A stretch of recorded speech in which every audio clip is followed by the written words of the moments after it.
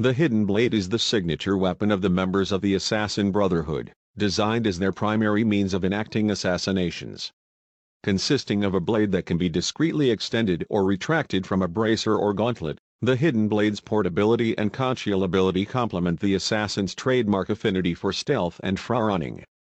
It allowed an assassin to eliminate a target while drawing virtually no attention to themselves, and the techniques developed for its use often ensure near instantaneous death. Aside from its practical applications, the blade possesses a ceremonial status that owes to its long history, dating back to at least the Achaemenid Empire when the proto-assassin Darius used the blade to kill the Persian king Xerxes I of Persia in 465 BCE. The blade later traveled to Egypt with Darius, after which its fate is unknown.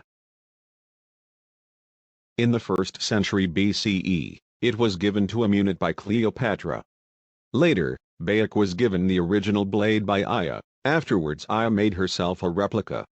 Bayek cemented it as the signature weapon of the Hidden Ones, and through them, the Assassin Brotherhood. 1. Since then, the hidden blade has continued to evolve throughout the millennia.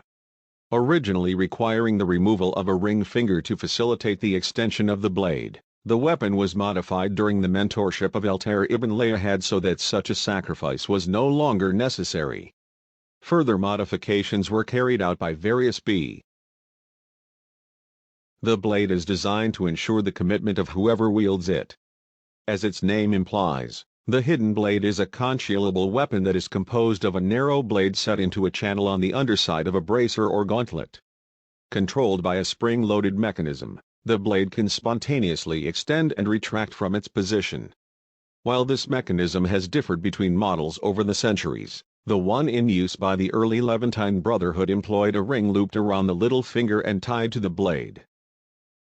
The use of the hidden blade initially required the amputation of a ring finger as a means of allowing the blade to be extended should the user clench their fist, but this is not to say that the blade itself was inoperable without the sacrifice, as both Bayek and Layla Hassan were capable of using the blade simply by flicking their wrists. As the blade size allowed it to fit neatly through the resulting gap, when an assassin clenched their fist, the weapon essentially functioned as an extension of the assassin's own spirit and body, a literal replacement for the lost finger. Nevertheless, the custom proved to be a handicap as the early Levantine assassins could be recognized by their missing fingers. To rectify this, the blade's mechanism was modified in the 13th century by the Levantine mentor Altair ibn Layahad, as outlined in his codex, so as to no longer require such an extreme sacrifice, and to keep assassins from being identified so easily. Instead, from the time of this reform to at least the early 20th century, many assassins' branches branded their left ring finger during their initiation into the order as a sign of their devotion to their cause. Other assassins opted for a tattoo on their ring finger instead, while still more traditional-minded guilds such as the Spanish Brotherhood retained the ritual of severing their fingers even when it was no longer necessary. The redesign overhauled the trigger mechanism as well, such that from then on, the blade was launched not by pulling at a ring on the little finger, but by a pressure switch inside the bracer itself. As with the former mechanism, flexing of the wrist remains the means of activation, though the little finger is no longer involved in the process. With the aid of the Apple of Eden, Altair rediscovered a lost formula for a secret alloy utilized by the ancient Isu.